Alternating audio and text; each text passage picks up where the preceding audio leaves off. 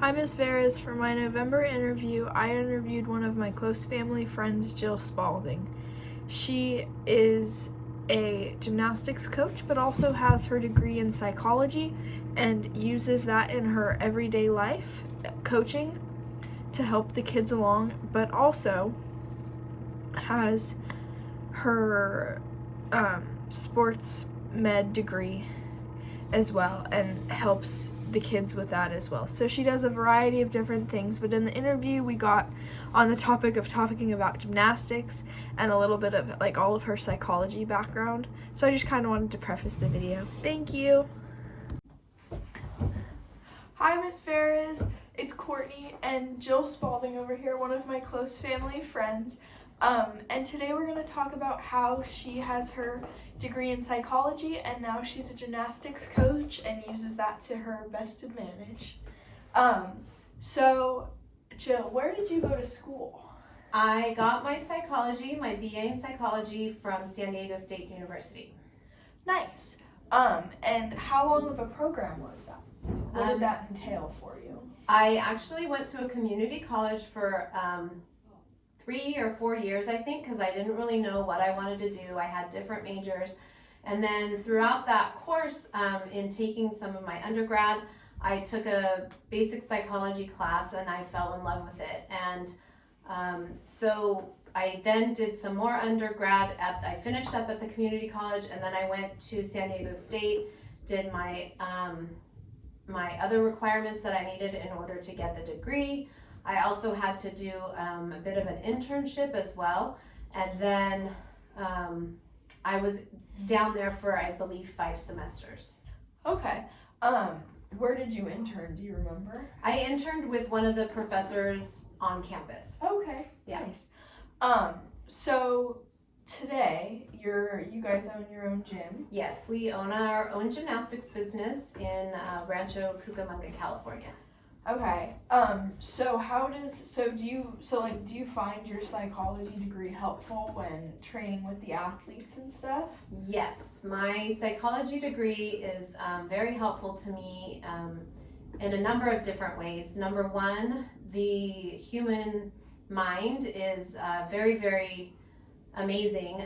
It's very powerful and it can do things that can enable us to accomplish great things, but the other thing that we find is that it can also do things that can inhibit us from moving forward, achieving goals and whatnot. So we on a daily basis when I'm coaching, I'm constantly talking to the kids about giving themselves positive affirmations before they go, as well as basically just trying to keep their mind really tight and not letting too many things wander in. Just staying focused on what it is and what the task at hand is. Yeah.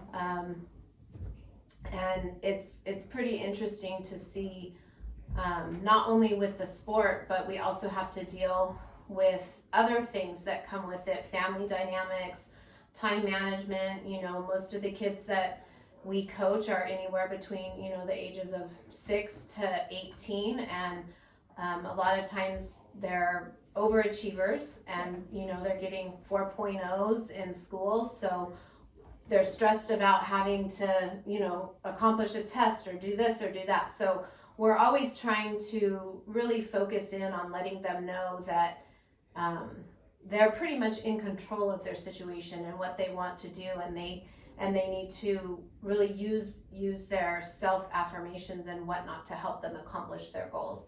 And we do have a lot of exercises and we play some mind games and stuff like that we do from time to time to affirm that and help them understand, oh wow, I really do have more control over my actions than I actually thought I did. Yeah, I think it's close to the same with like the horses, because it's like same thing, like total mind games, right, except you throw a live animal in the mix. Right. And it's like, because then you have to control the animal. So. Yeah, they wake up on the wrong side of the bed sometimes too. Yeah. So like, what does your normal day look like? Like, what is? In the morning, I usually arrive at the gym between 8 and 8:30 a.m.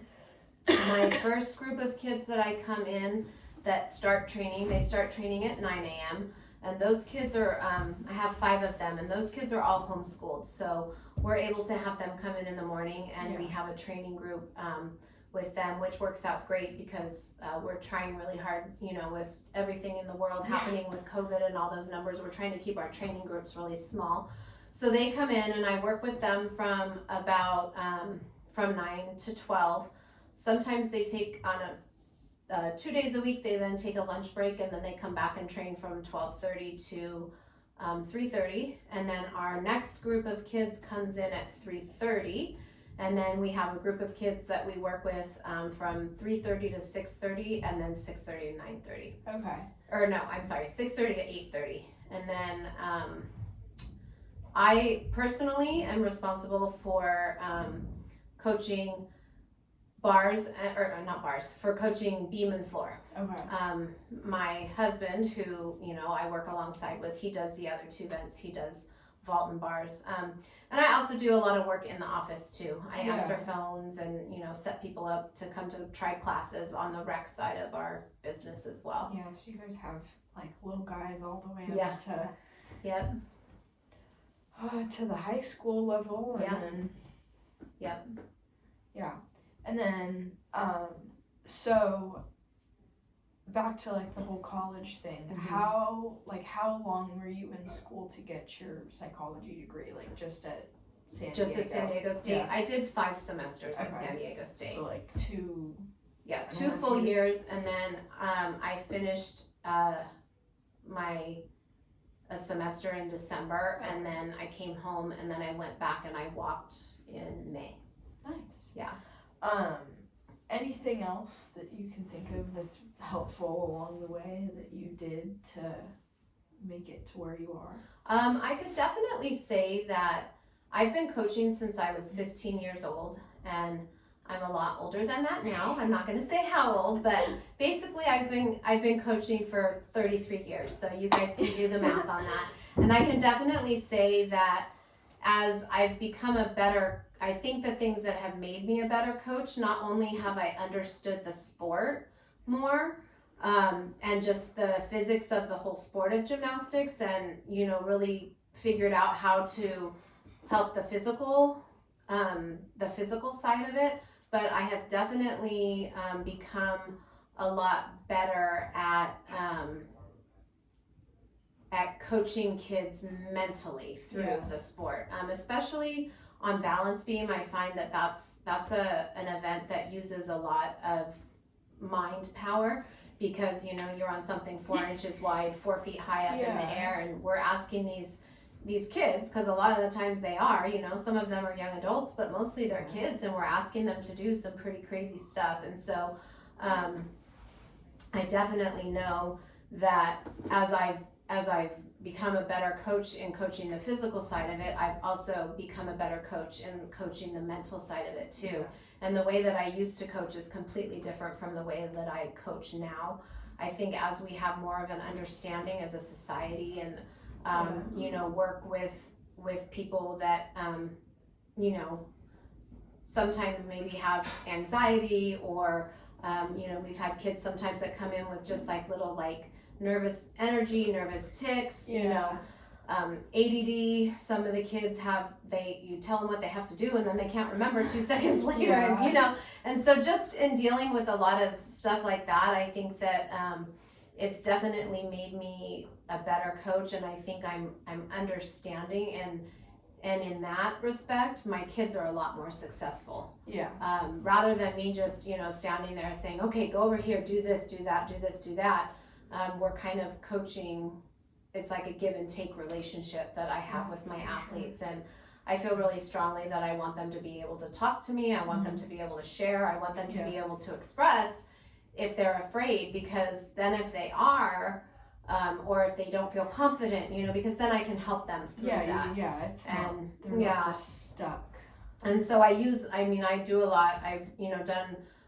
We have a couple of really great sports psychologists that put a lot of paper, you know, works out that publish stuff through the USAG, the United States Gymnastics through that. Yeah. And so I read up on that, and just I'm always trying to find ways to sort of help the kids feel like they have that little added edge. So. Well, thank you. Yeah.